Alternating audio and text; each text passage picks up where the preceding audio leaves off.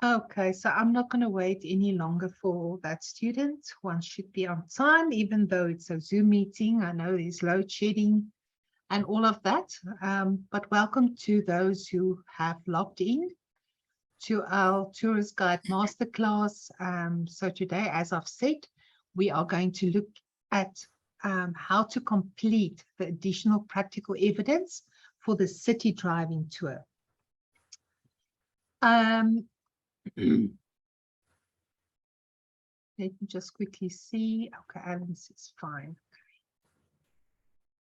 Okay, so the task setting is a year is that you have to research, plan, design, and present a 45 to 60-minute highlight or orientation driving tour of a city according to the behavioral observation checklist, and we'll discuss that just now at the end of the document. So I hope you all took the time to just have a look at the document and that you know that what I'm talking about. And it should include only one stop, no more than 5 minutes. And the reason for this is that, you know, there is not a lot of time, and I don't want you to waste your time on this project, but I need you to practice everything that you would do normally on a city driving tour. So that would include the pre-arrival briefing to a site, getting off the coach or out of the vehicle for a period of time, and then coming back to the vehicle and then checking if everybody was safe and back on the coach. So sometimes we forget to tell people, for instance, if we arrive at a place, how long we're going to be there, what time they need to be back on the coach or at the vehicle. When you are walking with them, it's, I suppose, not that important, but if you have a busload of clients, it's very important to stick to time frames, and therefore your briefing must always be spot on and complete. And then this tour must focus mainly on the historic center or CBD of a city or other relevant areas that is close by. So it's about, because the historic center or the CBD, the Central Business District, if you recall, I've explained what this is in our workshop, is usually the heart of a city where things, the most history happened, and it tells usually the story of the city or the early beginnings. So that's why we often include this in a city tour, or that it's important that we include it. And then, so the objective is to introduce visitors to the historical past and cultural highlights of the city, as well as other interesting aspects and activities that the city has to offer. So you have to present a tour that gives your clients an overview of the city, makes them excited about it, shows them where they can go and have a nice meal or do some shopping, or just, yeah, a general overview of the city. Usually the clients don't have a lot of time, and they might be here for the first time, and they might plan to return later and would like to explore the city, you know, do some of the things that it has to offer. And therefore it just gives them a taste of the city. You don't give them the full meal in the sense of every you know, dish that's on the menu, but you give them samples. Like sometimes you go for wine tasting, or perhaps I can relate it to a buffet or a finger meal where you just sample some of the nice food. You don't eat everything on the table. You just take little pieces that looks nice to you. And you usually start with the starters, and then on the main dishes there would be meat, and you sample that, and at the end you have dessert and coffee. So if that can give you an idea of what I'm looking for. So not to dump a lot of information on clients, but to really just slowly, gradually introduce them to the city and give them a highlight or overview. Are there any questions at this stage? I see Joe. Joe has now also joined us. Welcome, Joe. Joe is an artist and speaks Portuguese. Am I right, Joe? Yes, I do. So you can go and visit his gallery there in Pretoria. Oh, no, in Johannesburg at the, where are you based? I am based in Johannesburg, yes. Yes, okay. So if there's no questions, let's continue. So what city can you choose? For those in Gauteng, you've got two options. It's actually quite nice because we have two wonderful cities, Johannesburg and Pretoria. Cape Town, of course, Durban is on the list. And then I've added Bloemfontein, Port Elizabeth, East London, and Kimberley. Although these cities are less challenging, you can do your assessment based on these cities or for these cities, but I would prefer that you perhaps use one of our simulation tools, especially if you're going national, and do then either Pretoria or Johannesburg, because it's more challenging. Or I don't have anything for Cape Town yet, but yeah, so for these two, we will discuss the tools now. And so why only these cities? If you look at Mbombela, that's Nelspruit, or Polokwane, Petersburg, it's not really cities, it's just a spread out urban area, but we can't really classify them as cities, so you won't learn what you need to learn when you work out your your city tour based on these places. Then and then some people, I get this often, you say, but I never guide in a city, why should I be doing this? When we give you the tourist guide qualification, we have to ensure that you are able to do everything that a culture guide might encounter as in its duties as a guide. So therefore, you might think that you won't ever guide in a city, and then at the end you'll be surprised to have to take people for a drive through the city, basically the orientation tour that we are discussing today. And if you have never done it before, it will be extremely difficult and you are sure to fail. So that's why you have to do this assignment. So can't you do a tour of a township or an interesting suburb of the city, for instance, Soweto or Sandton? And no, unfortunately not, because as I've explained, the city has to be complex, large, with a large amount of cultural sites, so that you can learn how to break it down and also how to present it. So you won't get sufficient exercise by just driving through Soweto or Sandton. And how can I complete the task if I'm not living in one of the cities mentioned in 1 or above? That is what I'm going to show you now by using our simulation tool.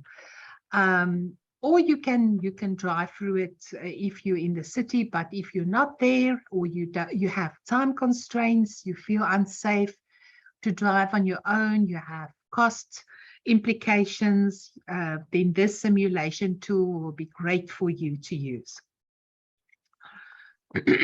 So, okay, where do we start when we do the city tour? Where do we start? Anybody? Are we just going to get into the vehicle and start talking about our route?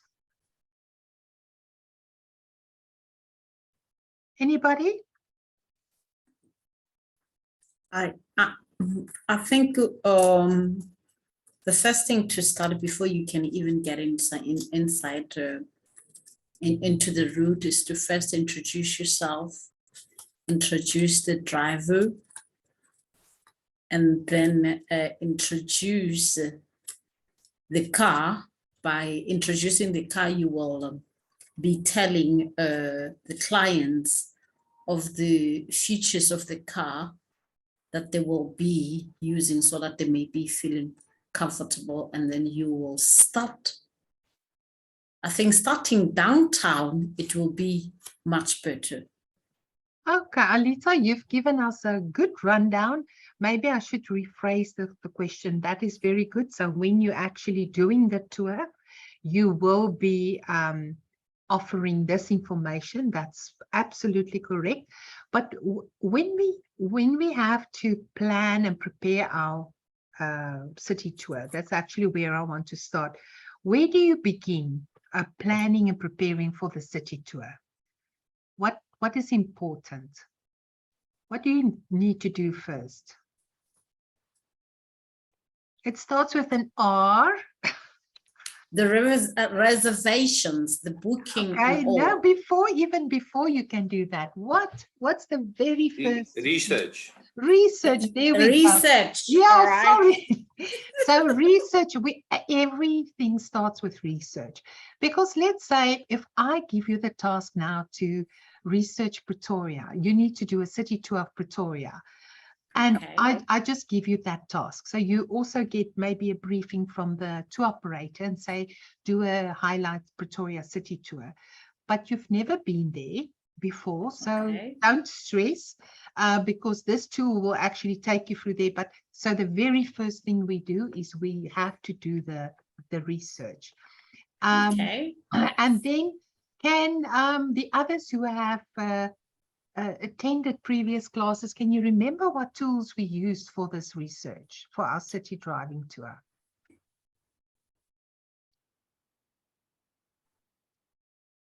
Can anybody remember? We did it in the basics of guiding. There was one tool that we used in the beginning. That was task 1. Can you remember what we used?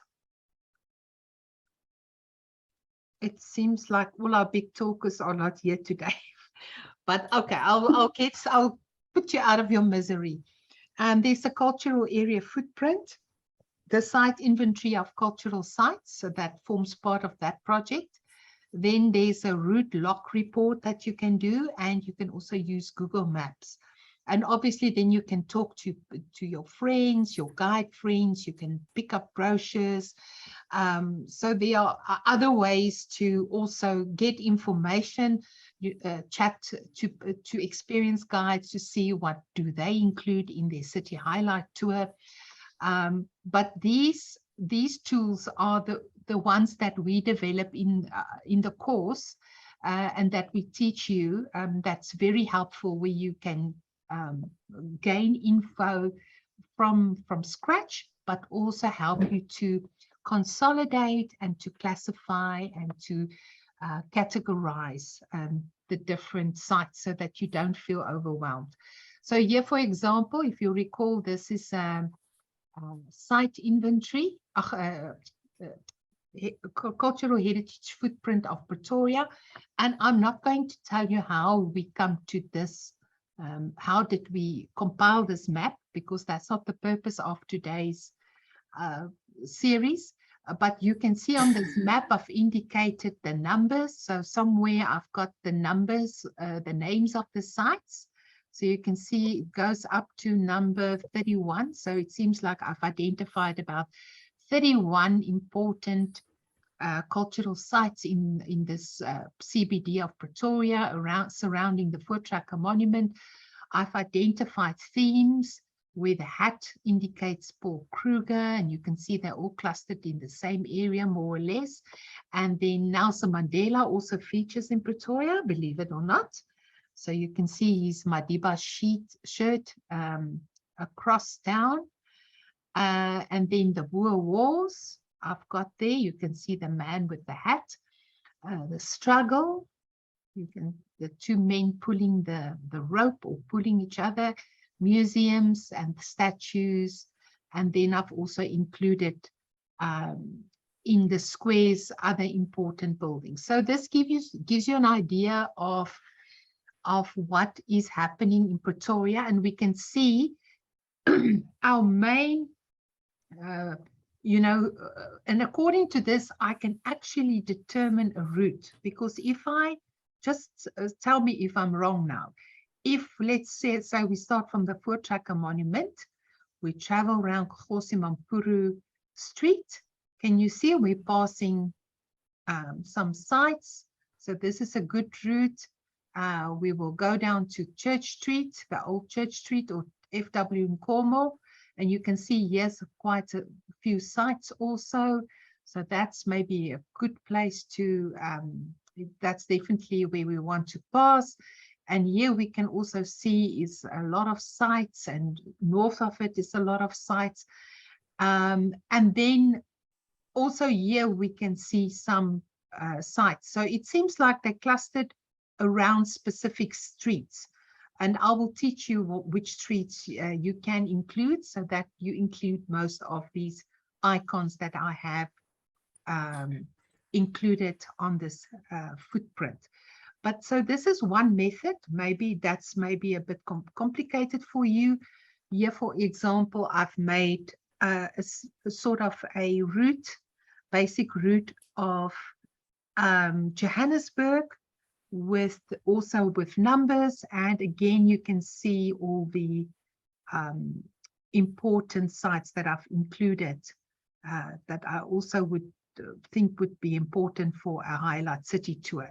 So this is actually the route that the red bus follows, the red bus tour, and it can be useful. So if you don't know Johannesburg, the tip of the day is jump on one of the red buses, you know, those city buses, and do a tour, because they will take you along the main sites.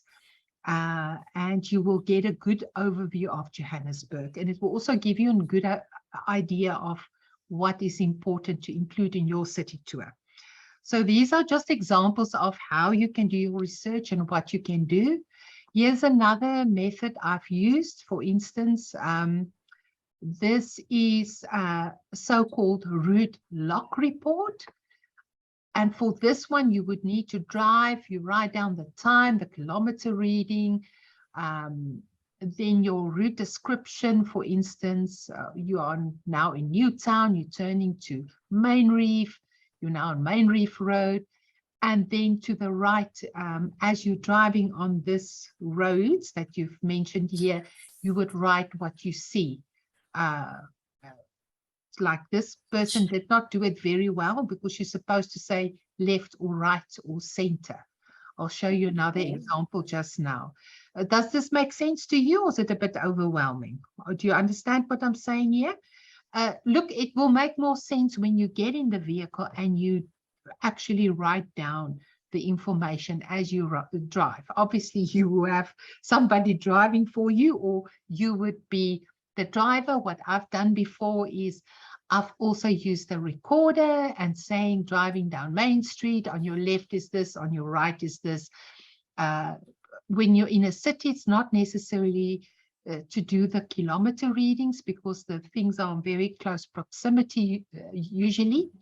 But once you're in the open road and you're traveling, let's say from here to Musina or to then you would write the kilometer reading. So this kilometer reading is not essential for your city lock report, route lock report. Let me show you another maybe clearer example. One of the resources that I do provide to assist you with the city tour is a route lock report of Pretoria. And you've seen here, I've already typed it out very neatly for you. So it's not a mess like that previous one. Let me just go back to the previous one. You see, so basically I've taken something like this and I've made it into a very neat template for myself, but also for you to use. So how it works is I indicate the route. So this is part of route 2. Don't worry about that too much. And I'm telling you, you are driving from the Fountain Circle via the M18, and that's also known as Eupheus Road.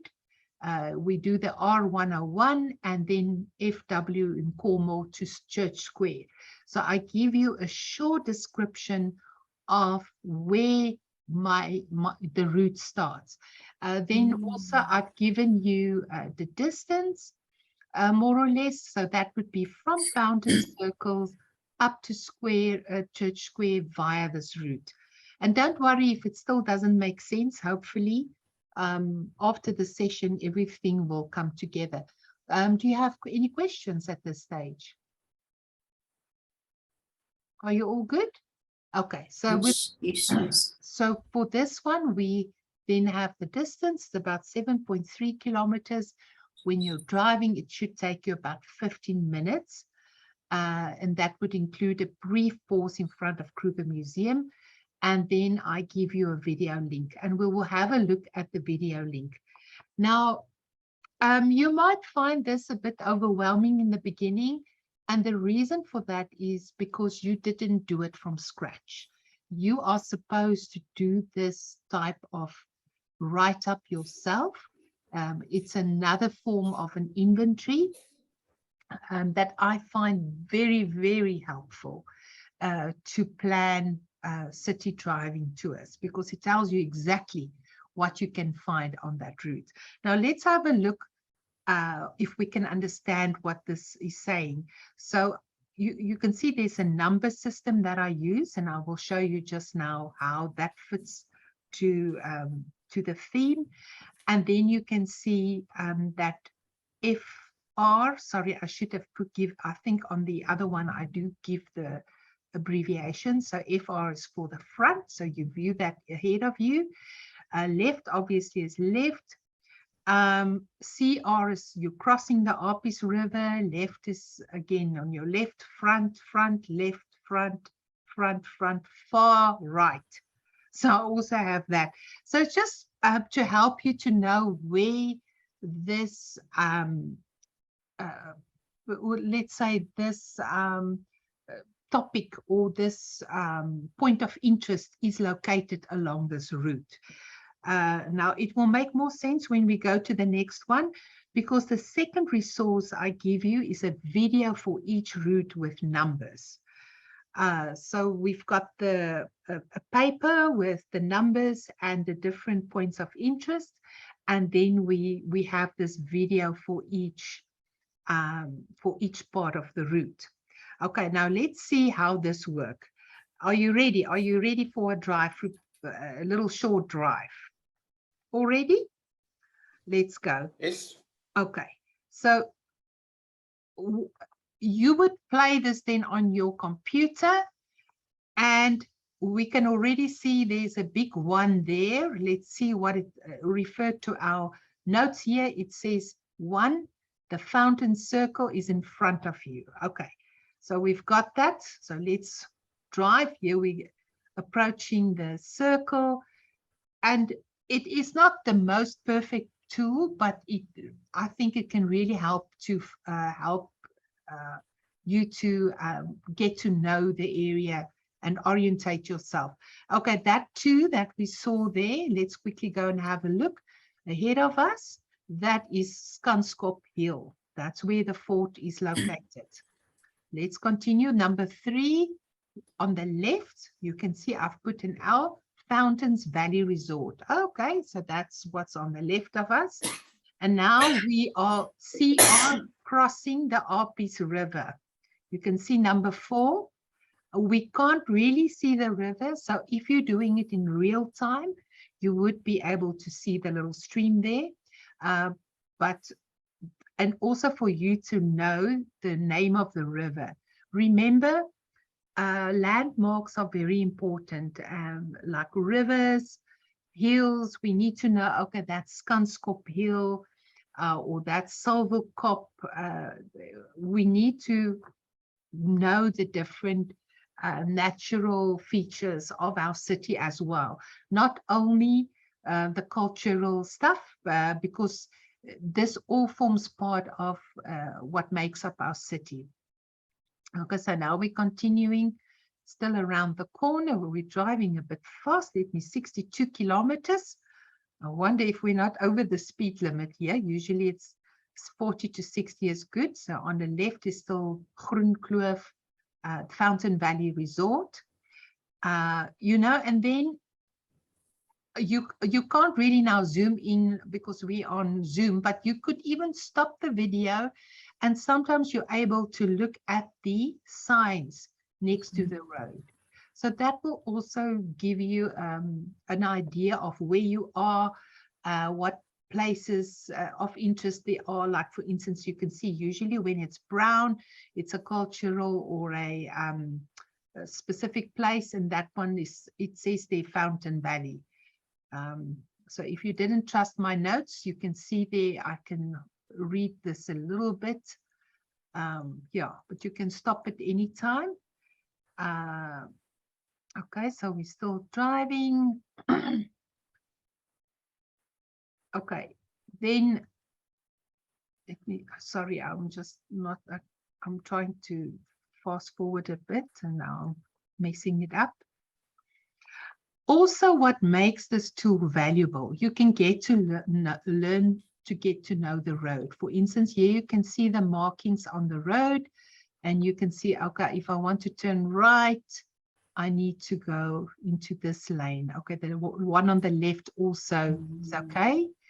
You also saw the sign 5 appearing there on the left, and that was the Fountain Valley Resort entrance. Now and this guy might not be there next time, remember? So that would be incidental commentary. But look, just when we turn now to the right, what do you see here? What do you notice here?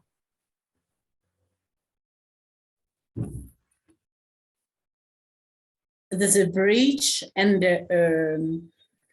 the sign. Wait, sorry, let me just, okay, let me just go back.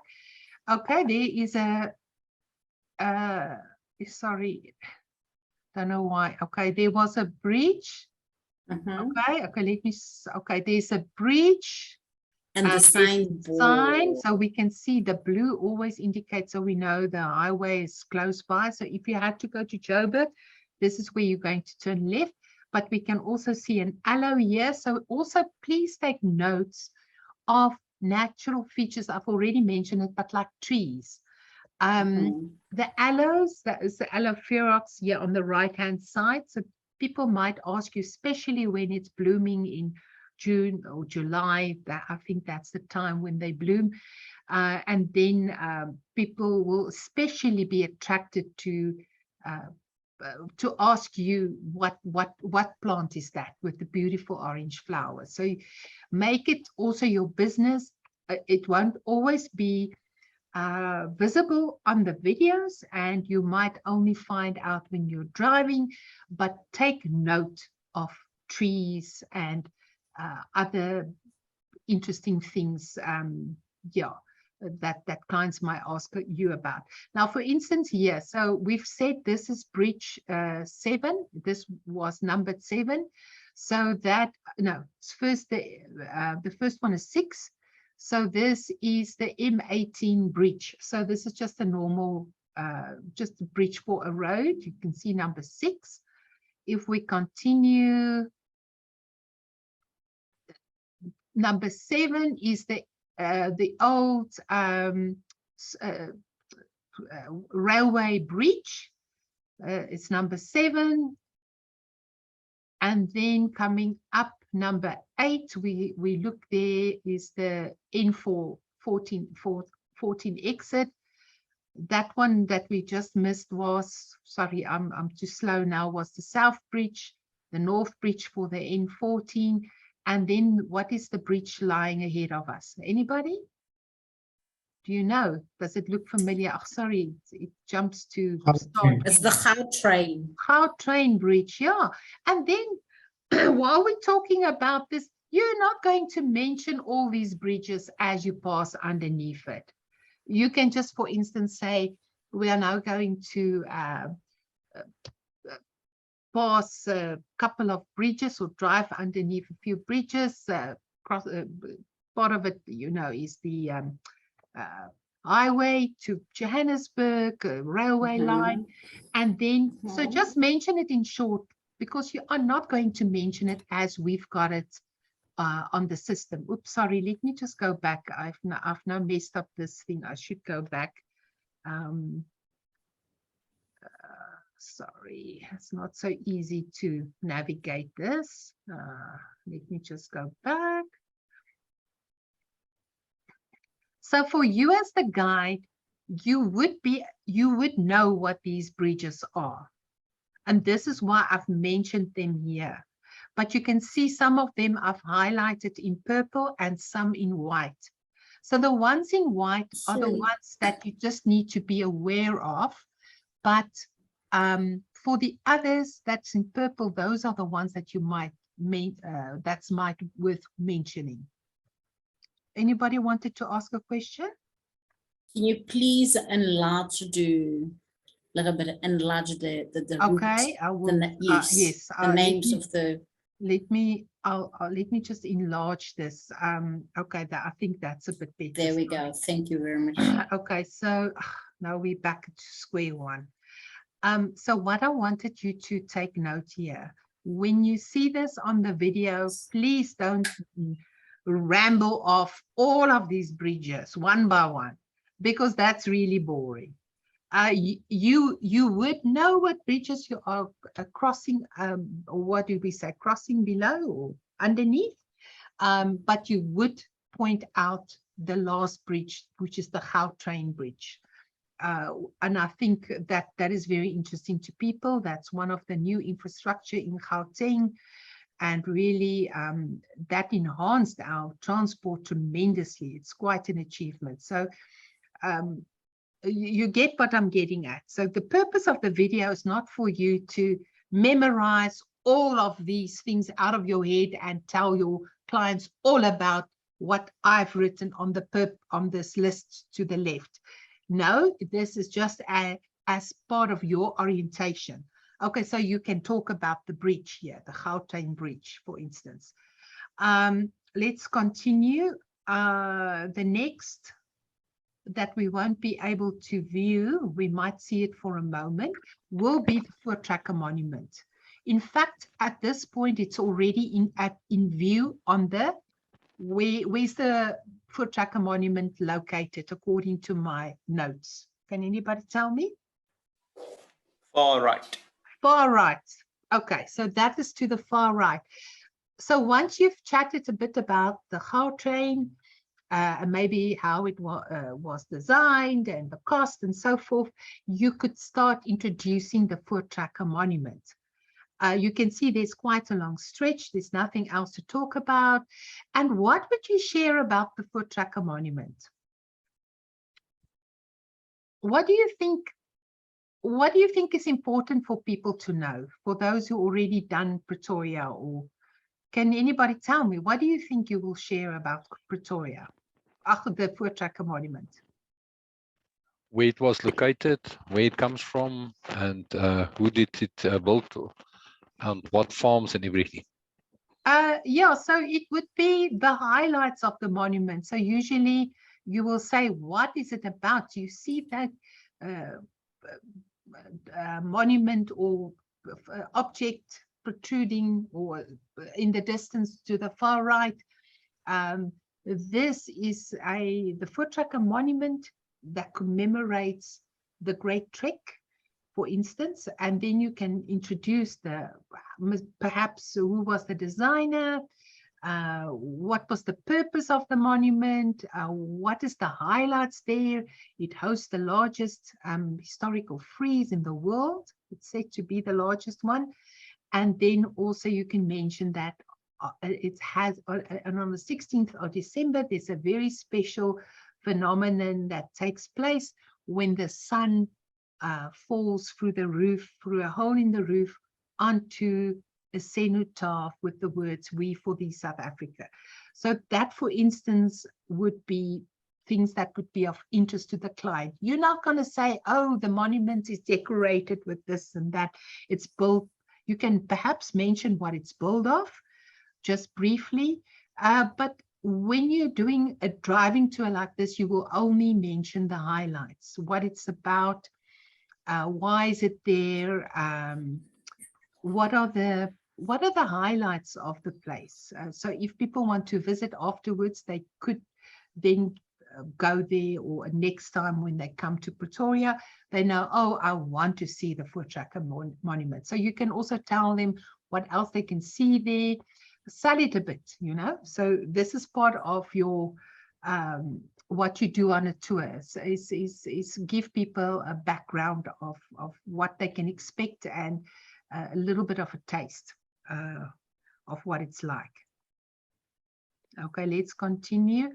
Now, if we look on our list here on the left, we see there's a Hartveld Arena. It's not really of any interest to us. And you will still see the Voortrekker Monument to our right. You might also see some antelope, springbok, blesbok. I don't know if they removed all of this now with the new upgrades there, but you might spot some game. But I haven't seen it for some time, so maybe I'm mistaken. Maybe they did take it away. But yeah, you can go and have a look when you go there next time. Then you can see the next purple highlighted, let's say, site of interest is the 1 Mil Hospital, and then also the Exxaro Corporate Center, the old Iscor building. And you can see it sticking out there ahead of us, as far as I know. The building, those buildings, let me just see, I'm also now a bit, let me just get a bit closer. You can see here on 13 is the turnoff to the Voortrekker Monument. We're not going there today. And then you'll just point it out to the client. You see 14, there was First Mill. And then those buildings that we saw from afar, that was Exxaro, or the old Iscor building. And that's of importance because Iscor actually kickstarted the industry here in Pretoria. You can see number 16. It's now belongs, or it states Exxaro. I think it's an Indian company that took over the corporation. And then we're turning right. That will lead us to Kgosi Mampuru Street, previously Potgieter. So let me just stop here for a moment. So you would always indicate we're turning right now, we're driving in what direction are we driving now? Anybody? East. East. Yeah, maybe southeast, because yeah, no, south-north. Northeast. Northeast, sorry, I'm a bit fuzzy this afternoon.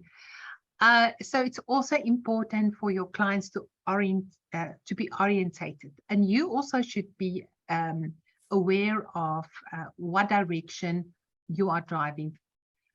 And okay, so on our right, you will also see the Voortrekker Monument, 17. Oh, this is the R01 Pretoria Main Road that will become Kgosi Mampuru Street. Number 19, what was that? That was the Voortrekker Monument, again in view on the right-hand side. And then you can see, I think, 21. What was 21 on your list?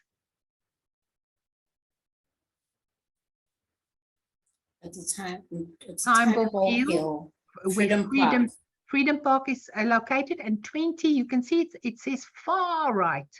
So 21 would be that, and before that, that tower sticking out there, that was the Lucas Rand Tower, and that tower was designed by a woman.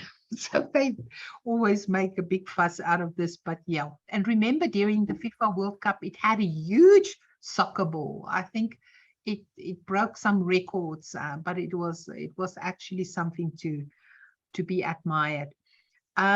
So once again, this is just to help you orientate yourself so that you know, okay, ahead of us, that's where Silverkop is, that's where Freedom Park, Istanbul Hill, and then the Lucas Rand Tower to the right. So it might not be all that clear on the video, but it's a very good way for you to start getting to know your route. And you can stop it at any time you want, talk to yourself about it, look at the area around, see if there's anything interesting that you see. And you can see now here's a long stretch that you're not seeing a lot. 22, that is the entrance to the amphitheater, to the Voortrekker Monument. And then 23, this road leads to the military area. And so we're still driving ahead of us. You can see now, you might not see it, but I know what to look for. But there you can see Freedom Park. Germany. And there is the tower still. Okay, and let's just see. And 17 again was the R101. So that also tells you what road is running where. And like I said, you don't need to memorize all of this. This is purely for orientation's sake and to make you acquainted with your area and also to use it. Oh, and did you notice, very important, the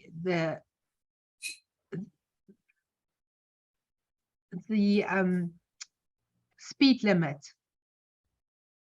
And they do catch you here with the camera. So please, so this is another important advantage of using the tool.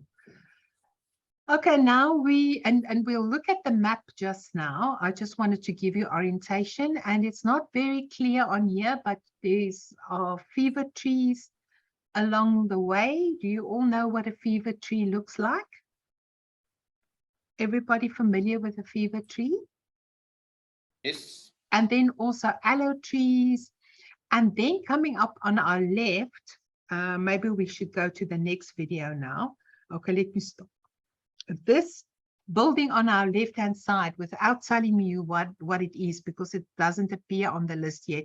What big complex is here on the left as you drive down Kgosi Mampuru? It's a prison. It's a prison, yeah. It's the Kgosi Mampuru prison, named after that petty chief. And what's interesting, I'll just quickly mention it.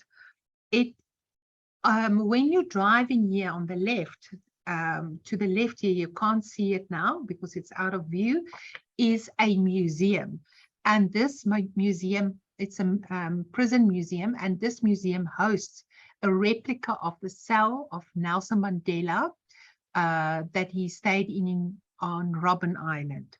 So that's quite unique. So if people haven't had the opportunity to visit Robben Island, this might be a nice quick stop. And they're very friendly. As far as I know, it was entrance was free of charge, but you just need to check with the people there because they're not always there. That's the only downfall. And they also have a museum, or were supposed to open a museum called the Gallows, where to commemorate all the hangings or not really commemorate, that's not a good word, but yeah, in memory of the executions that took place at this prison, because this was previously CMAX. Let me just go to the next. Let me see if this is the next one. Okay. You can see there on the left, Kgosi Mampuru 2 Correctional Center. Let me just go forward. Sorry, I'm now jumping around a bit, but I just need to fast forward to that area. Okay, so now we know, you all know, coming up on our left, this big complex is the Kgosi Mampuru. Ach, you know, why did he do that? You can see I did. And then it also helps you to get your timing right. So coming up on our left, This huge complex is the prison, and you can talk about whatever you want to say about why it was named Kgosi Mampuru, mention Mandela Cell, or whatever you want to mention here. So that is number 25, and it's on the left. And now there's going to be quite a long stretch of not a lot to talk about. So you can either revert to what you have started talking about and you didn't have enough time, or you can introduce new things. To the right here, number 26, you can see Schietpoort Avenue to Freedom Park. So if you were to visit Freedom Park, I'm also indicating to you now, you have to turn right here. So you can see I didn't highlight it in purple because that's just for yourself, for your orientation, so that you know where you are. Okay, so we're continuing. And 27, I've mentioned, you can't clearly see it here, but it's Dekwa Road. PV will know more than I do about this area. But this whole area is military, or used to be military. You can see here's the headquarters, South African Army headquarters on the left.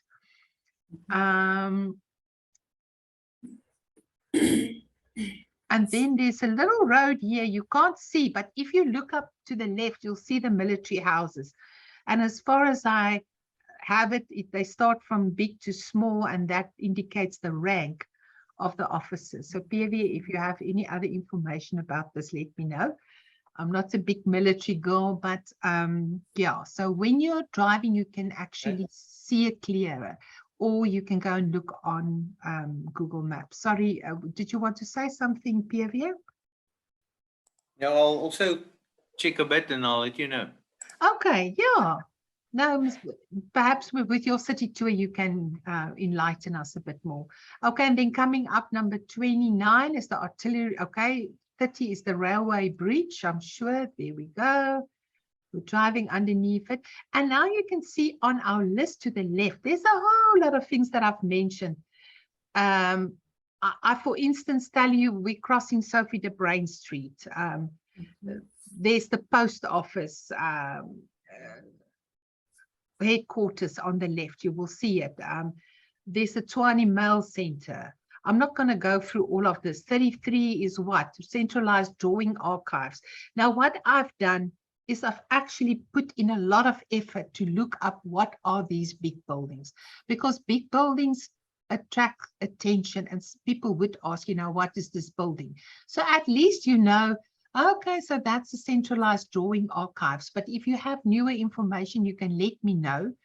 I also see I wrote the State Garage and Government Printing Works.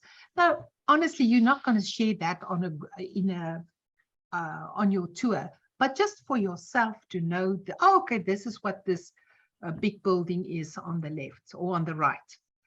You can see we're crossing streets, a lot of streets, and there's not much going on. I've highlighted the jacarandas. There's a McDonald's. Perhaps you can talk about McDonald's if you like. I think Cyril Ramaphosa owned the franchise. I don't know if he sold it, but maybe that's worth mentioning. And then you can let's have a look. When we get to the street, I tell you where you are so that you can actually orientate yourself. So number 36 is Nana Sita Street, previously Skinner Street. Now let's talk about name changes. Once again, I don't expect you to know all the new names, but try and start memorizing the new names, but also try and remember the old names. So that's why I always put them together, or the old name in brackets, so that you do have a reference. And then if it's relevant to your tour, you think it's interesting, share. When you're stopping at the traffic light, share with the clients why, who was Nana Sita, so that you have something to talk about. Or you can talk about the jacarandas, especially this time of the year. They are so beautiful. and you can talk about their origin, where that they originally came from. Yeah, and now they're a big nuisance, and they've started, or they actually declared alien trees, and you may not plant it any longer. So that type of information you can share. Let's continue. But as you can see, the street doesn't have a lot to offer, and you don't need to talk all the time, but you know, get some cues what you can talk about. You know, and it would be, and you could refer to things, topics that you've mentioned before, or perhaps topics that you will be introducing later on or soon. For instance, if you look at our list, we're going to see the Reformed Church Bell Tower, the Schubert Park buildings, will also appear there at the end, and you can go and read about it. I actually made a little booklet that tells you about this. I can see if I can find it, otherwise you can go and read about it. But these buildings tells the story of what's happening in the city. It's now totally deserted, and I think it was criminals that took over. But you can go and read about these buildings. It's very prominent. And then let's have a look here. I think we're going to turn right here, if I'm not mistaken. Oh, we're very fast. But now we're approaching. You can see there's the tower, the Reformed Church Bell Tower that you would be able to view as you are driving along, but now you can see it more clear. And then on the left coming up is, according to our list, what is number 42? Let me see. Kruger Museum. Kruger Museum on the left. And often people just, if it's a small vehicle, combi or a minibus, and there's parking, they sometimes just briefly just stop here and talk about Kruger House, pause for a minute or two before continuing. If you were going to disembark here, obviously you would do your briefing and then you will visit the museum. Parking, as far as I know, other parking is next to the museum here on the left. You can't see it. Now let's just retrace our step for a moment. I just want to show you something. We were focusing on those buildings. But this is you see there, you could see the tower. Oh my goodness. I'm not very good with my finger today. I do apologize. It's not so easy to navigate. Let me just get it here. Okay. I mustn't make the same mistake again. Oh, Okay, we're nearly done with this. So if you can just hang in for a few seconds, and then we'll go to the next thing I want to show you. Let me just go back a bit. Okay, can you see the tower coming up on our right? So I've just indicated to you what it's called, number 40, Reformed Church Bell. And then we are going to turn right here into FW Nkomo, or the old Church Street. Now, before you turn, you see I've put a note there, orientation. The tall building on the left is Kruger Park, is not marked. So that's the one. Marabastad lies north if we continue straight. So if we continue straight, we will get to Marabastad. Atteridgeville is about 10 kilometers to the west. So we are driving north now. So that's why I say it's important for you to understand or to be aware of the direction. So north is ahead of us. So west, if you turn west here in Church Street or the FW Nkomo, then you will get to Atteridgeville. And also to the west, and we'll see that on the map more clearly, is Heroes Acre and Pretoria Showgrounds, or the Tshwane Event Center. but we are turning right now. Oops, somebody has joined our meeting. And we've already spoken about Kruger's house here, or Kruger Museum.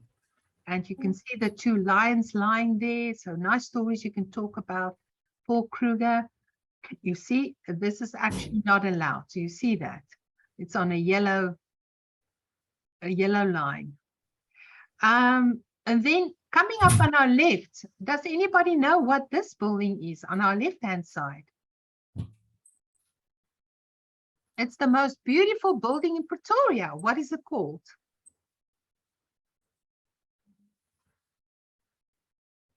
The UIF building. No, Is it not? It's No. not the UIF. no, it's not. This building, let me just get there. It's- We have, okay, let me see. You can see there's some a bird on top. This is the Gamotle building. That used to be the Gamotle, the building. Home Affairs. Yeah, so this is the Gamotle, it's Home where Affairs. people used to get their passes. It's Home Affairs, Gamotle. Gamotle. Yeah, that is Gamotle. And what's Gamotle. very interesting about this building, it was the first building in Pretoria to have images of so-called natives, if you know what I'm saying, images of Yes, black yes. people on the outside. So perhaps that's why they called it Gamotle, the beautiful place, Gamotle, Gamotle. a And beautiful also, place. I can just quickly tell you a story about this place. Apparently, how it worked, because if you could get a marriage license, you got more privileges. So, but maybe it was not so easy to find a man. So the men would go, apparently they left their hats. And now this is a story they researched. They would wear these hats, they would leave it in the waiting room, and then they will move to the next section. The woman would come and they would just select a hat, and that is the man that would marry. So The owner of the hat that you have picked up is the one that will marry you. So maybe that's a way to pick a man. Maybe, I don't know. Yeah. Okay. It is now raining here and it's quite loud, so I hope you can still hear me. No, we can still hear you. So this is an interesting building to mention. And then ahead of us will be the UIF building, maybe, and you can talk about how, you know, our finances work here in South Africa, grants, UIF, or whatever you want to mention. Then Poynton's building, the Blue Room, and then Church Street ahead of us. So I think this is about the end of this video route. You can see on the left, let's see, it will be mentioned. So it's big buildings. On the left, let's see if it's mentioned. Yeah, it will mention it here. 46 Poynton's building. So obviously you don't need to mention this in your tour, but maybe there's an interesting story that you know about or whatever, and you can mention it then, and you know where it is. So ahead of us lies Church Street, a square. We cannot drive in there. So the next video route will take us to the left here. So I'm going to stop the video link here. I just wanted to show you how the commentary, or how the video checklist and the video link together, and how you can use it for your research and orientation. Now, let's go to the next part. Okay, let me just go out of here. Do you have any questions so far? Was it a bit confusing? No. Oh. Are you still with me? Alan, is it making a little bit more sense to you now?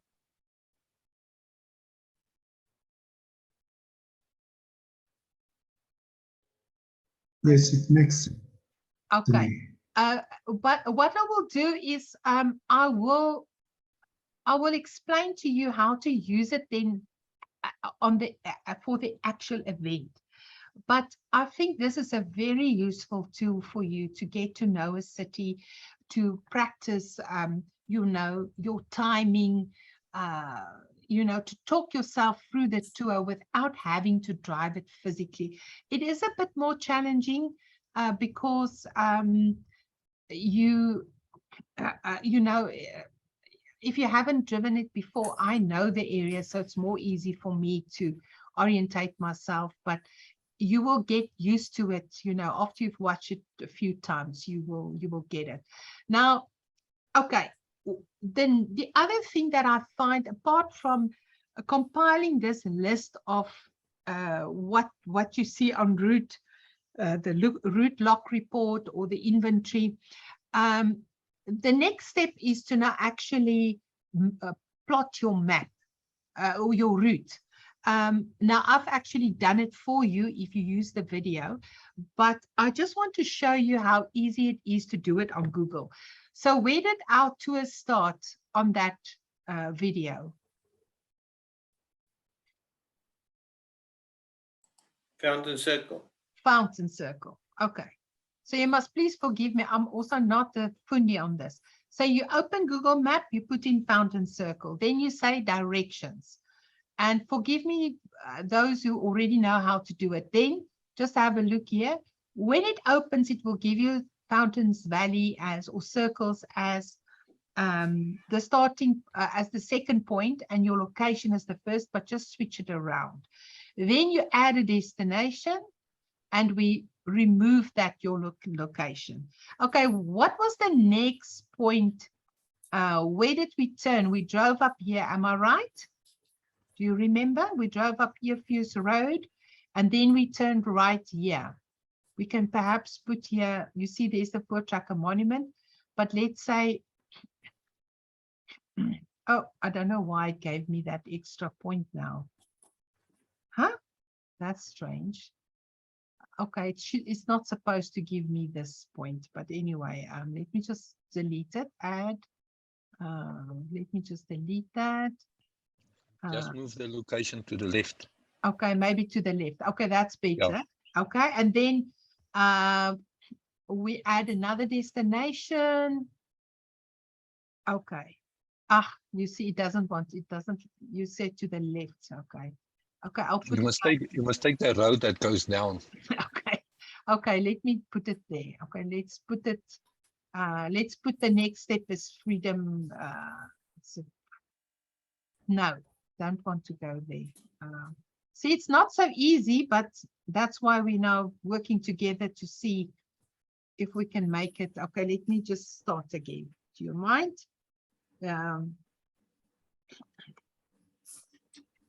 Fountains Valley. Okay. We choose the directions, we flip the things, we add a destination, click that. Okay. We have to be very careful. It's not so straightforward. So let's do it up to there. That's the entrance to the Voortrekker Monument. Okay, decided it want to go straight. What is our next destination? Shall I put Kgosi Mampuru Correctional Services? I didn't hear anything.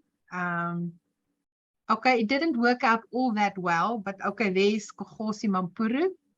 And then what was our next major attraction along this route? Can you remember?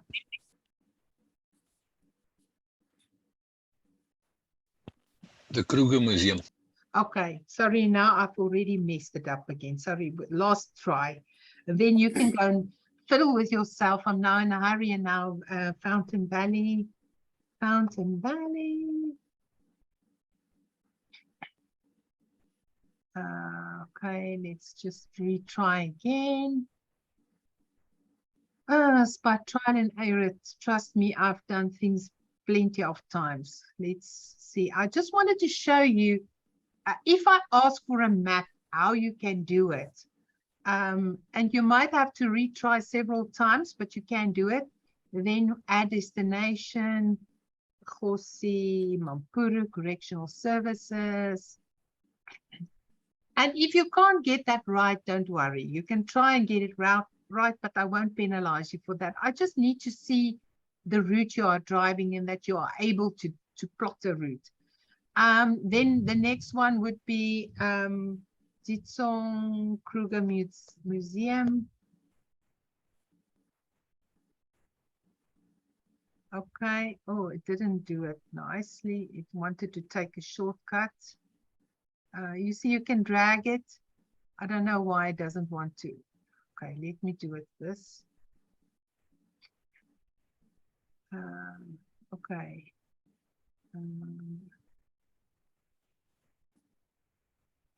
Okay, there that is, oh, there's Kruger Museum. Let's go there.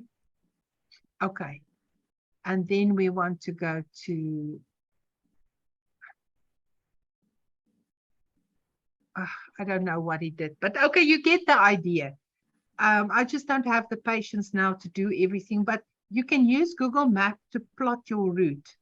It might take a little bit of trial and error, but then you can use a snipping tool and you can just copy it and paste it into your book. Do you see that?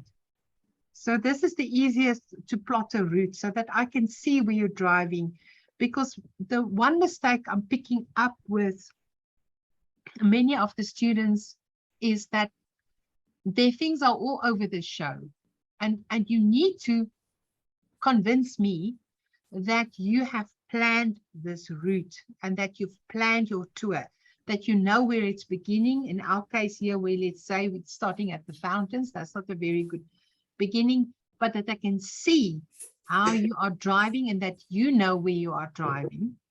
And this route could go on and on and on through the city. And like I said, if you have little mishaps like this, don't worry, I won't penalize you for that. I just need to see that you understand how to use the map, how to plan your tour in a logical way, because sometimes people plan a tour, but like I said, it's all over the show. Are you all okay with Google? I think you're a bit more experienced than I am, but you can also use another map. Perhaps you can print out Google. I sometimes do it. Let me just see. You can experiment with the different formats. Okay, that's, let me just clear it. And then you can make it large enough and just print the map and then use a pen to show the route. That's another way of doing it. Sorry, are you, anybody asking a question? No. Okay, so you're all happy with that. Okay, let's look at the next step. So just to recap, up to now, I've shown you how to, what tools to use for your research, the route log report.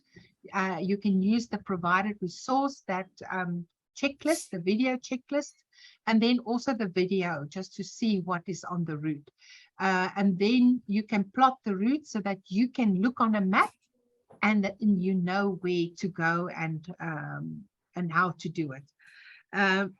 Then the next task that you need to do is, let me just do that.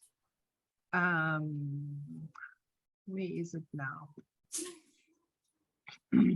Is the actual itinerary. Then I ask you, oh, and this one is too big on the screen. Okay, never mind. I think you can see it more or less. This is a sample itinerary template for your city tour. So this is not the one that we're actually doing, but I just wanted to show you it will always have a start time. And you have to, and where does it start, our tour? What would be, okay, let's say 10:30. What would be the venue of our tour? Where does it start?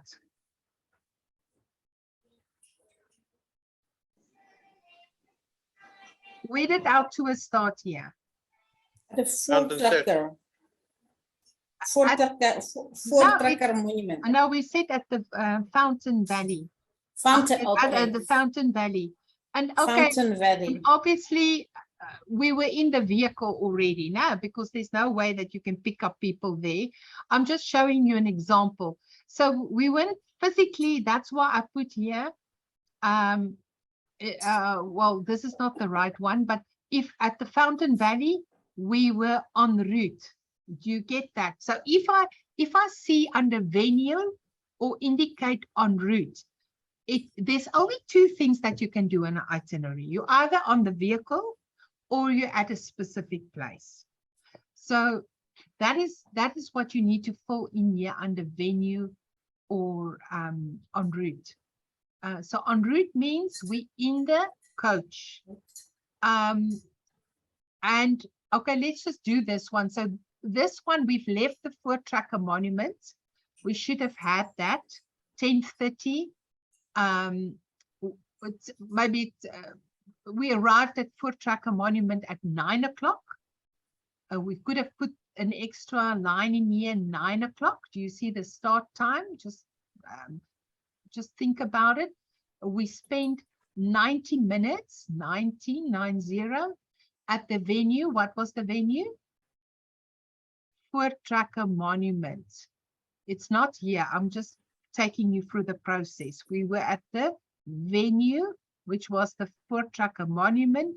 The address there is Eerfees Street or Laan or Eerfees. And then what did we do at the Voortrekker Monument? Let me just go back. What did we do there? What would you do at the Voortrekker Monument? What is the activity? Site tour. Yeah, a guided tour of the site and coffee and toilet break. Do you agree with me? So for 90 minutes, so we had a 45 minutes to an hour highlight tour, which you are able to do by now. For those who completed the basics of guiding, the activity there was a guided tour of the site, and you can put comfort stop and refreshments. So they had a coffee and they could go to the toilet. So they had half an hour for that. The aspects covered. So what was the aspect covered at the Voortrekker Monument? It's not on this list. So what you must now think, what would you cover there?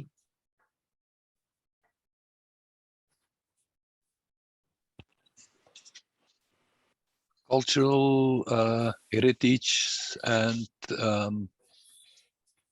history. Yeah, so you would put there, for instance, that's a nice synopsis. So you would say, let's say, the design, building, symbolism of the Voortrekker Monument. So that would be outside. An introduction to the Great Trek, for instance, and then you would have another line, little note there saying inside Hall of Heroes, and you put in brackets 27 panels, and you could say maybe that's all you have time for, and visit the dome.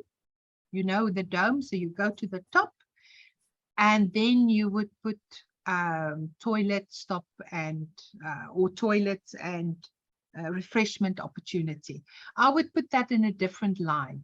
So I would have put the Voortrekker Monument, the guided tour for 45 minutes to an hour, and then for the next half an hour, I would make a different line that would say Voortrekker Monument once again. That's the venue name, and then the aspects covered would be then toilet stop, toilets, use toilets and refreshments, for instance. So that would be actually under activity. Am I confusing you now? I know it's difficult because I'm actually now talking and there's something else on the screen. Are you all with me, or were you confused? Where were you? You okay, you understand. Okay.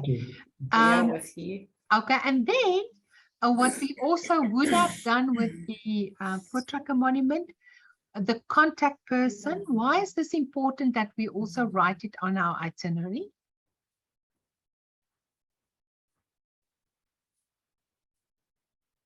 Why is it important that we have it there? So we've got now the time, and we've got the venue and where it is and what we're going to do and what aspects are going to be covered, what we're going to chat about is there in the table. And now Why do we need a contact person at the Voortrekker Monument?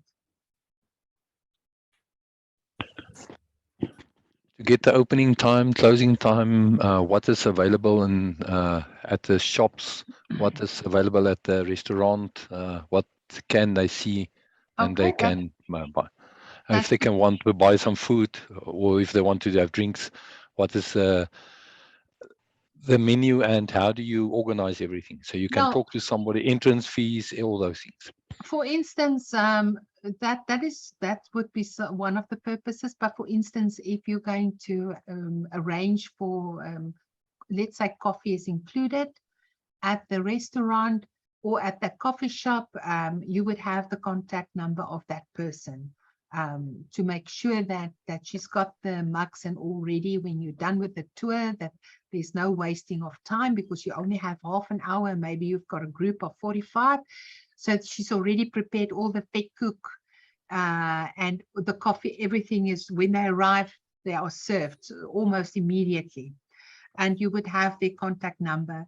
Another person that you would maybe write down is, like, let's say if you've made special arrangements with the tickets and stuff like that, or if just to have a contact person if anything goes wrong. So that is why it's good to put that into your list there. Special needs, what could we write down as a special need for the Voortrekker Monument? I'm not, let's say, so what could be the special need of clients that you need to address at the Voortrekker Monument? A wheelchair availability, and also for elderly people.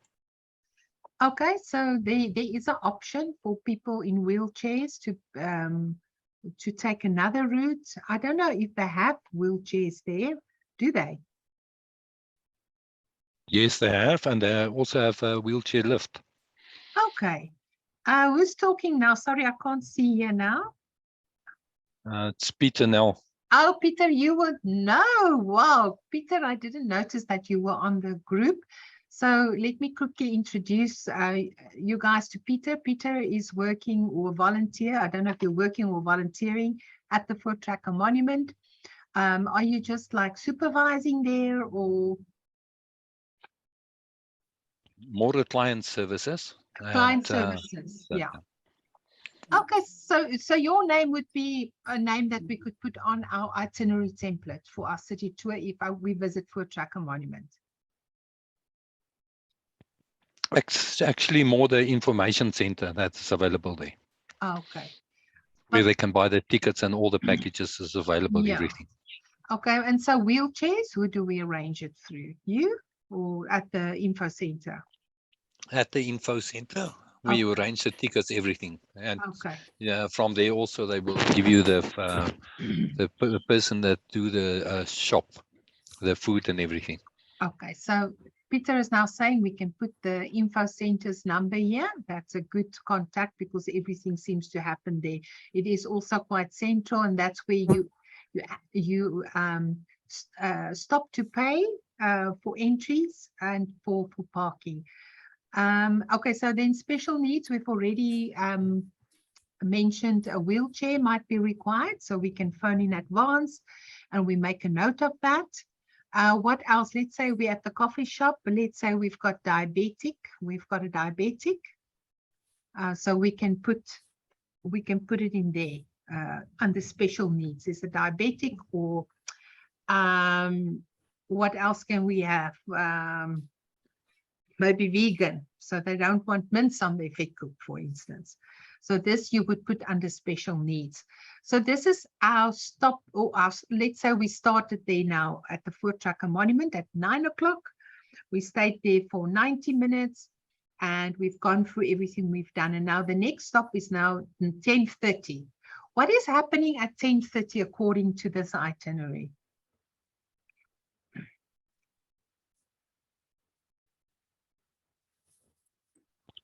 We're busy driving.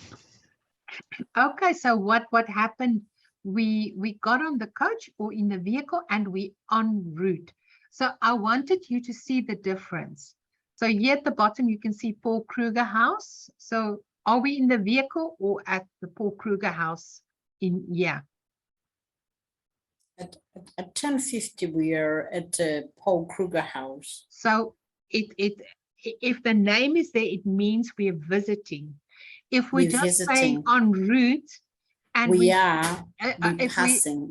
they were just driving. passing. So this is what I want you to get, is there's only two possibilities on an itinerary. You either en route, so you're passing by, you may just stop and do some commentary as we've indicated at Kruger Museum, or alternatively, you are actually doing a tour at that place, and then we would indicate that.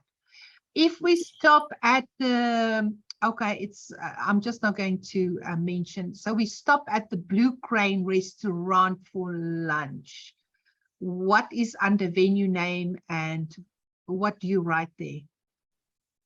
What will you write? We're going to have lunch. Blue Crane It's a- Restaurant. You will write Right. Blue Crane restaurant, Restaurant. because that would be the venue. And then you would indicate where it's located. It's a Milk Street, as far as I recall. And what will be the activity at the Blue Crane restaurant? Having lunch. Having lunch. So activity is what are we doing? So when we're en route, it's always driving and commentary. Or we so we're driving. I just put the we can put the commentary. We actually, because driving is implied already, so we can just put commentary, or we can put. We can also, what else can you do when you're en route? So we can talk. And what is the other thing that we can include under activity? The other thing that you can include in the activity when you are on route, passing by, driving, maybe the client will be having questions. Yeah, you Maybe can they will have an opportunity to raise their questions, and then it's an opportunity for you as well as a guide, as a tour guide, to answer the questions. So that's a very good thing. So if you know, like that stretch we did from the Voortrekker Monument down to Kruger Museum, there might have been a good chance to offer people the opportunity, do they have any questions so far? That's perfect, because some stretches might be so jam-packed that you don't have time for guests to answer their questions, because you need to point out the sites as they come along and say something about them. And often there's not enough time. So you will take note. Sometimes, yes, you might have to pass something that they've seen, but you can ask them afterwards, what did they want to, what did they want to say? So they say, oh, we saw these people do, doing this and this and this. Who are they? Or what are they doing? Okay. So you, because you've got a flow for your commentary, and yes, people can ask questions, but tell them beforehand. I will give your opportunity to ask questions if you observe something along the route that you want to ask questions about. Make a note of it, and I will tell you afterwards. Because there are often interesting things for them that they are not aware of. For instance, if you drive through Soweto, the hair salons, the spaza shops, there's so many interesting things, but those you would work into your itinerary because you expect them there. But sometimes in the city, unexpected, there's something interesting, a person walking with a church outfit. I mean, that's always can spark some conversation, also they see a colorful traditional dress, the Venda woman, or maybe, I know they often still dress in that beautiful outfits, or, anything like that. But you can't stop your flow of commentary for every question there is on tour. You need to sort of find a balance. So I like this Alita, that's a very good idea. I've never thought of it before, is to actually see, okay, in this stretch, I've got 10 minutes of driving and there's not a lot of aspects to be covered. Let me give some Q&A questions here. Did they, you know, ask the clients, did they see something or did you notice this? You could also give like a teaser and say, there's a prize for the one who can, you know, I can't now think of anything. If they can spot this or that, or so they must look out for it. But you won't talk about it as per se, but you will make them alert to it. And then at the end, when they've spotted it, maybe then you will tell them the story. So it all depends. Honestly, city tours are not set in stone, and you can be so creative and do your own thing. You know, it just needs to come alive for the clients and be interesting. It's like going to a movie. Have any one of you watched a boring movie ever, or more boring program? Have you ever watched a boring movie?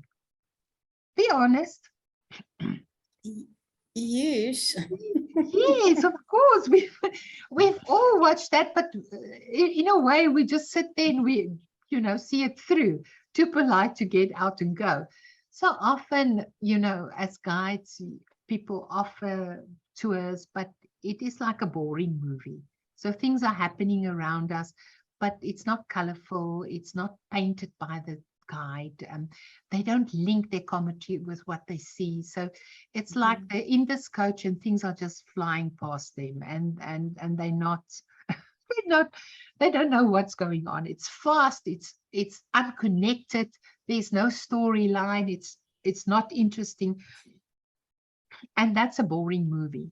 While you could have something exciting like this. Star Wars city tour. I'm just no, it can go extravagant. You are the one that sets the limit. So you can make it really something out of this world. And you can include all sorts of things that you want.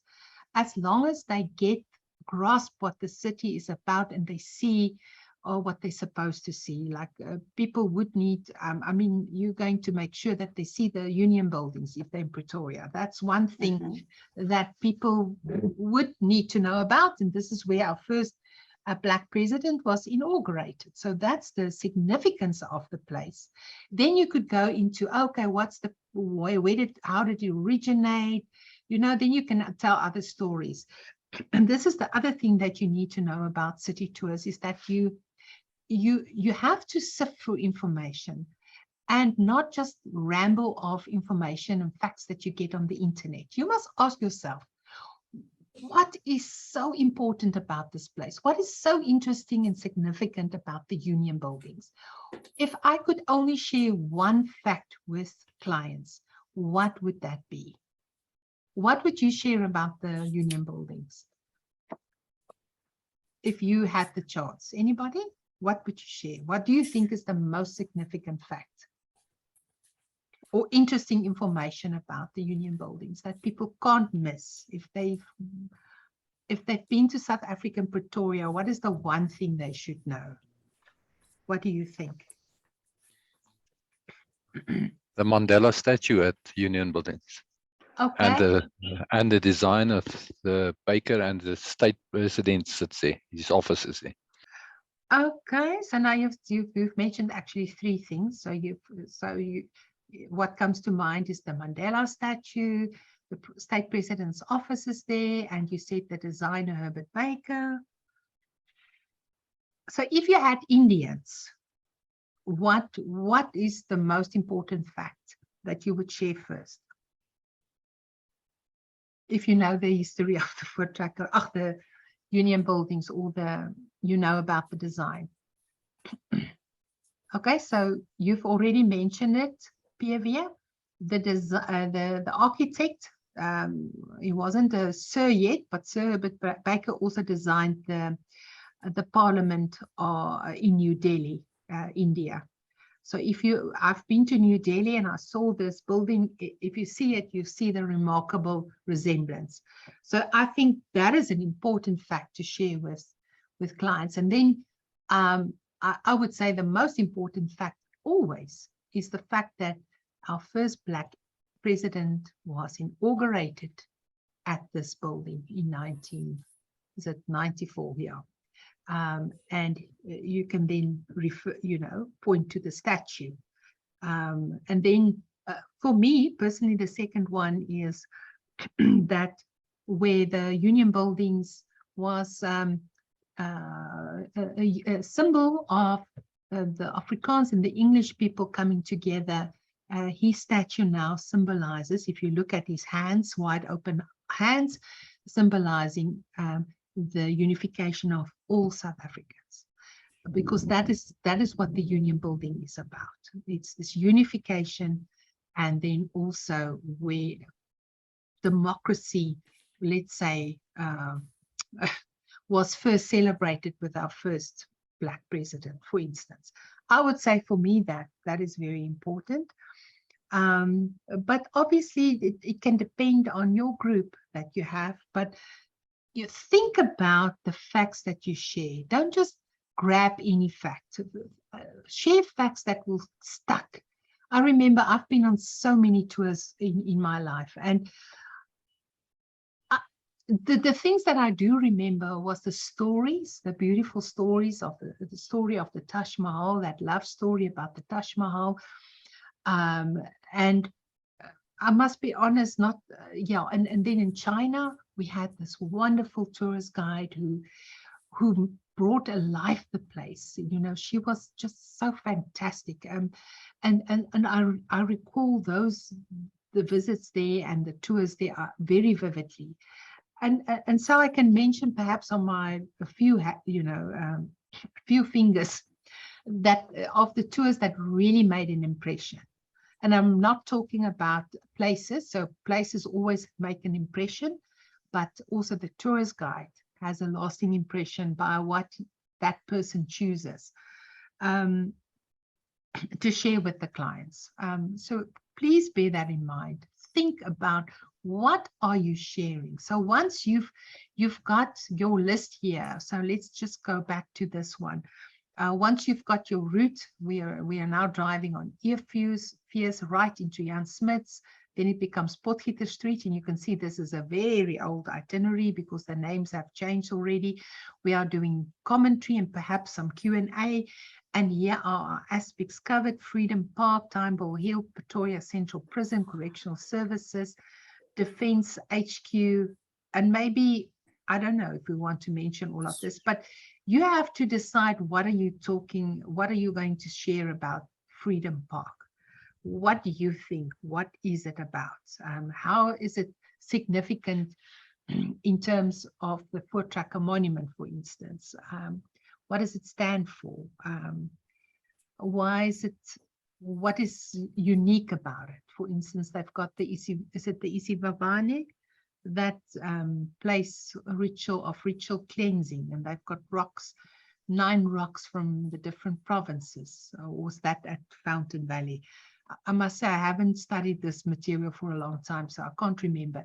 But be critical and very selective when you choose the commentary for your city tour.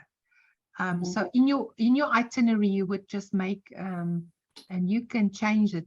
I mean, I've just given some examples here, and this was a long time ago.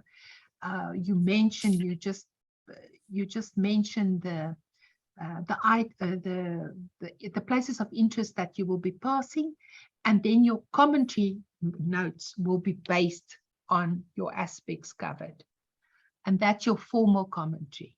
And there you can, don't just copy and paste from the internet. Please think for yourself and think maybe what is special to you, or viewpoints that people might have. But I always say that you have to choose the 2 most interesting facts of a place to share with clients. First of all, you need to know the most interesting fact, and then secondly, another thing, and then you can know the rest. But it's really so boring if people say 1910. Honestly, people can Google and they can read about that, but you need to make it come alive and impart your insight into a place. So I want you to look at places with a different viewpoint and not just do what everybody else is doing. Obviously, check your facts, but find interesting information. Do not just get stuck with the old boring stuff. Okay, so this is basically then how you go about preparing for your city tour. So first of all, you would do your research, as I've mentioned before. You would use these different tools as we've pointed out. This you will do in your basics of guiding. So if you do it well, you already then have it for your advanced guiding. And then you can drive through Pretoria or Johannesburg, your own route, and draw up your own block report. I don't mind. Or you can use our resource that already have done all the work for you. And then you can draw the map. Sorry, I don't have the map here on Google Maps so that you know how you're driving. And then you would do your itinerary template, like I've shown you examples here. And it's not really a training session today, so I'm not going into too much detail, but I hope you got the idea. And then from this, from the aspects cover, you draw up your commentary notes. And I didn't cover the briefing. So for instance, you would always do a briefing in the beginning and make a pre-arrival to a site. And also at the end, you must remember to thank your clients for joining you and remind them to take their hand luggage from the coach. And that's in short. I don't know if you have any questions. It has gone on a little bit longer. I could go on and on and on, but I think that gives you a pretty good idea.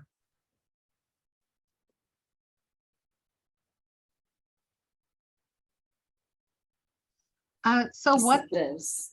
Thank you. Okay, Yes, it that does. Thank you. okay. So once you get started with your project, you will see the other stuff you've already done in basics of guiding. There's nothing new to that document, and you will be very grateful to hear that this document is, I think, only 26 pages, and most of it is actually the checklist for the city driving tour. So it's really a breeze, this project, comparing to the basics of guiding. And so if you get stuck with that, please let me know. And so I want to officially now end this meeting, but for those who want to stay behind and ask some more questions, you're welcome to do so. I don't know, Albert, you here? I don't know from when you were joining, but anybody who wants to ask more questions are welcome to do so now. But I think we'll just end the meeting for now. I'm sorry it went on a bit long, but I hope you found it helpful. Is this a meeting? Are you going to put it on YouTube as well, like the last one? Yes, like the previous one. Yeah, what I will do is I am going to, yeah, I'll just send you all the Because okay, yes, I'll leave okay, because when it's if it's like that, it's better because you can go back to it and yes. Now yes, so that you can grasp, get the hang of everything, and so when you are in the field, it won't be that much of a hassle. Yeah, so what I'm going to do is I'll put the links on the Tourist Guide Masterclass WhatsApp. Okay. So that it's there for everybody. I'll just go and upload it now. Okay. So you can access it from there. Okay. So, anybody else Albert, do you have any questions? I don't know if you were there from the beginning.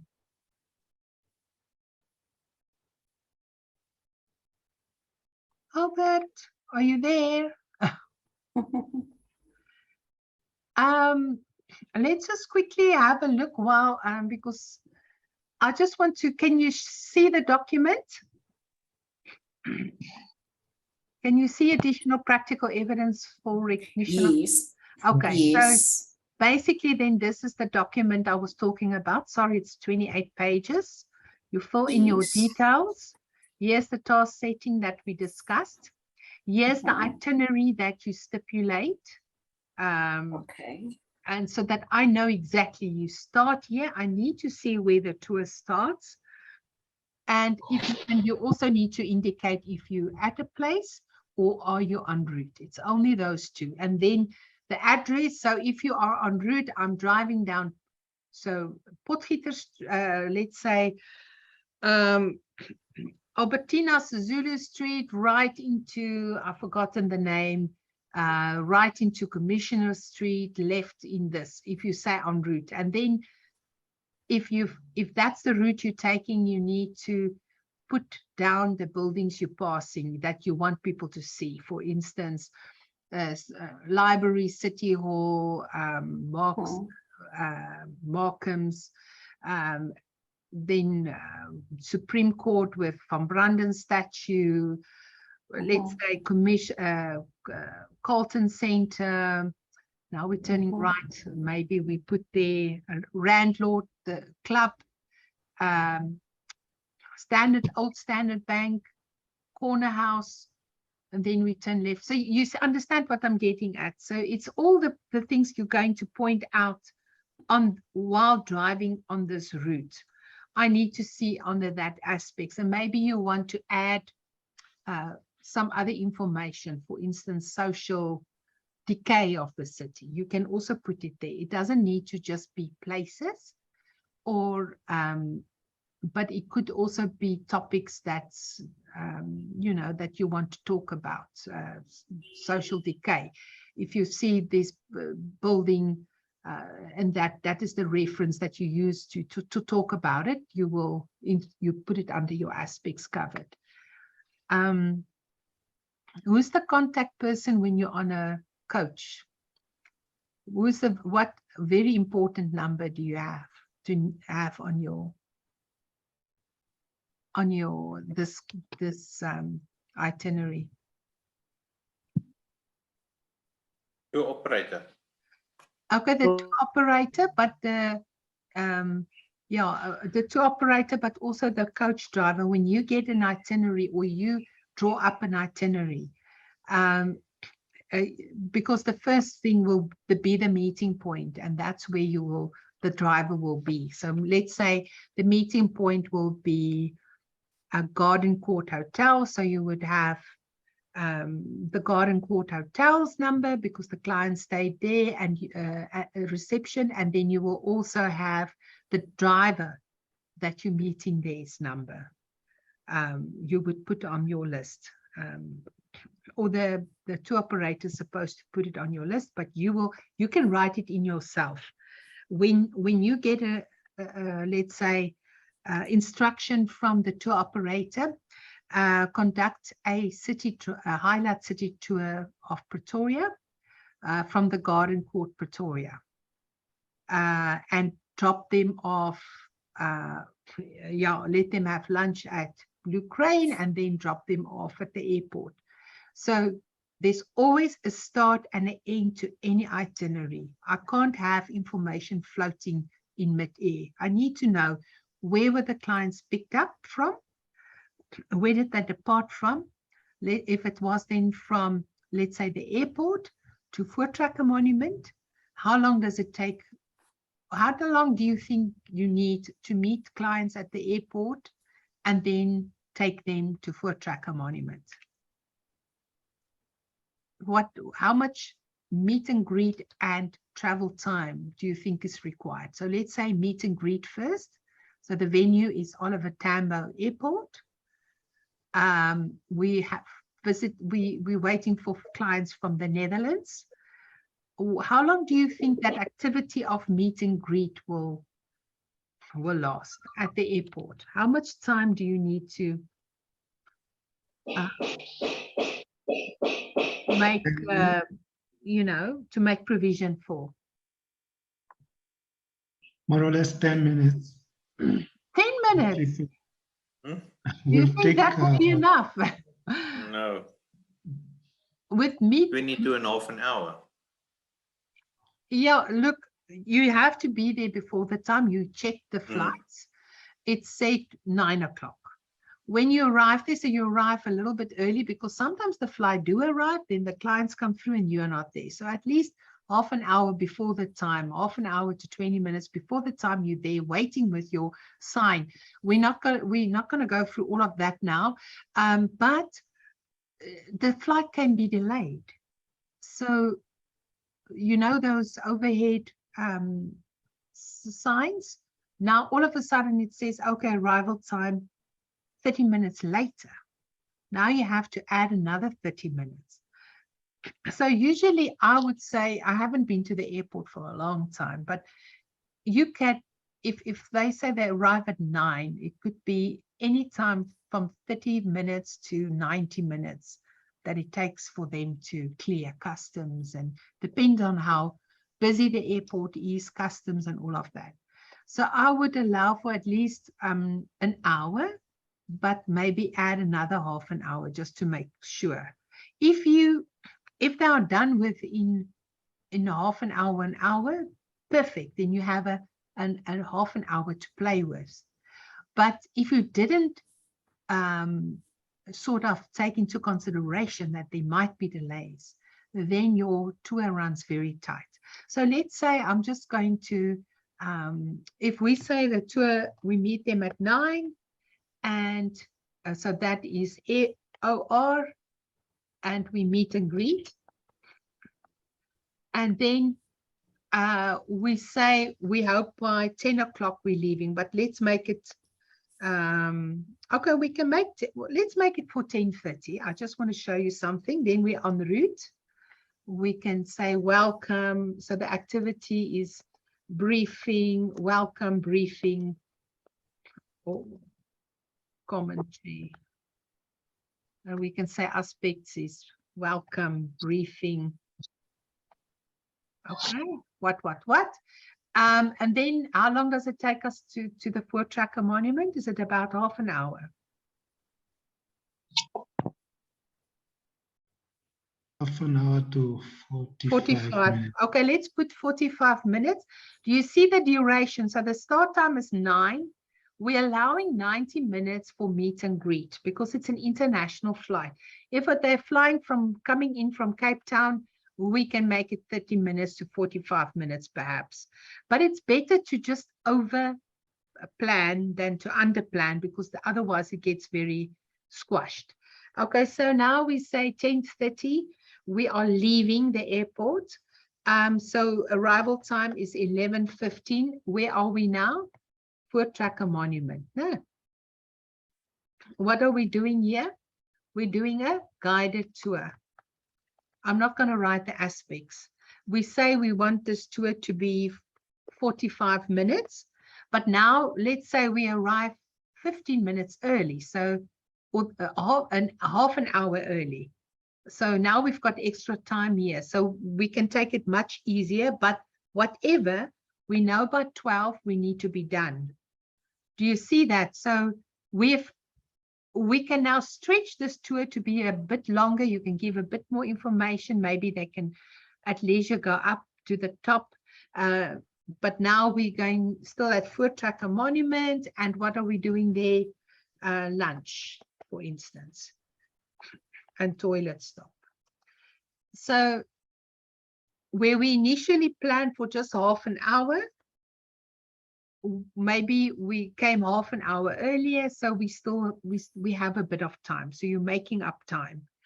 So, and then 12:30 we are moving again on our program. Do you see how we do this?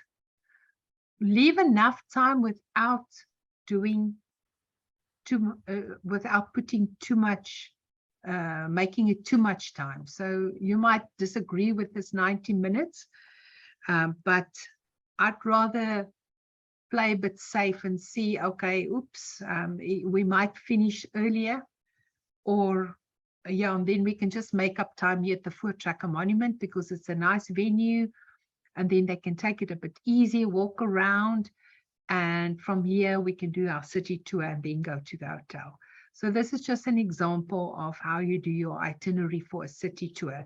It's much more intense than other itineraries, but I hope you've got the idea now. Okay, and then you have to plot your route on a map. We've talked about that, risk assessment. For those who haven't done basics of guiding, this may look strange, but we'll chat about that later. Again, alternative arrangements. What happens if there's a heavy hailstorm or thick mist, extremely hot, strong winds, traffic jams? How will this impact on your tour? And I've given different things that it might impact on, and you must see how it impacts, how it affects your itinerary, and how you must adjust the tour. And then the legal compliance control plan. I've given you all the questions here, you just need to answer it. So what are the legal requirements we have to keep in mind for our city tour? For instance, traffic rules, parking, speed limits, yeah, you can go through that. And then logistical arrangements. What must I plan beforehand? Maybe clean the vehicle, make or confirm bookings, blah, blah, blah. You can go through that. It's not rocket science. And how do I adjust it? How do I adjust my tour if I've got somebody in a wheelchair or is blind or hard of hearing? How will you adjust your city driving tour to accommodate this specific people? And then there's a costing sheet for the city tour that you need to complete. It's not a very big one, so you can easily complete it. And then your commentary that we discussed today. Yeah, and then you're going to present it using that video that I have shown you before. So I think let's stop here, because otherwise I will go on and on and on, unless you have any questions. Albert? This Yeah, Maria, Anita? when do you need these 28 pages? Alita, you report? don't need to worry about that because you're still busy with the basics of guiding. So Okay. how our course works, because I offer the workshops in support for students. So students can log in, they can watch the video later, whenever they want to, because all of this actually forms part of the puzzle of the qualification. So you don't need to worry about the practical tour now, the city driving tour. Your first concern is to get the basics of guiding, and that will be a guided tour of a prominent site, for instance, Conhill or Voortrekker Monument, a place where you can actually record a video. So that is why I recommend those two. And then you will, that is a bit of a document to complete. Ask PVA, he presented the Jan Smuts or Smuts House some time ago. Yeah, but you don't need to worry about the city driving tour now. If you want to start working on it, if you feel excited about it, you can do it.